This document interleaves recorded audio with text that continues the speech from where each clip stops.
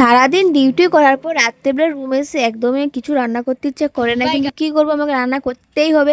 সেজন্য একটু স্প্রাইট খেয়ে নিজেকে এনার্জেটিক হচ্ছিলাম। আর এখানে দেখতেই পাচ্ছ বাজার থেকে অনেক কিছু সবজি নিয়ে চলে এসেছি, ভাতও বসিয়ে দিয়েছি। আর এখানে গান শুনতে শুনতে একটু রান্না করছিলাম ঠিকই, কিন্তু কি করবো, গান না শুনে রান্না করলে আবার আমার রান্না করতে একদমই ইচ্ছা করে না। ছোটবেলা থেকে কাঁচা পেঁয়াজটাকে আমি এতটাই ঘৃণা করি যে সেই রকম আমি ঘৃণা আজ অব্দি মনে হয় আমি কাউকেই করিনি। তো যাই হোক, ছোটবেলা থেকে আমি পেঁয়াজ জিনিসটাকে ছোঁয়াছুঁয়ির থেকে মানে দূরে থাকতাম। আরে বড় হয়ে আমাকে সেটা রান্না করে খেতে হচ্ছে।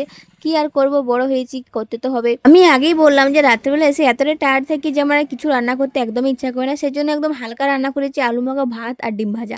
তো চলো আগে খেয়ে নিই, তারপর দেখাচ্ছি তোমাদের। খুব ভালো লাগে, কিন্তু এই যে খাবার পরে বাসন ধুতে আমার বিরাট কষ্ট লাগে। खत्म।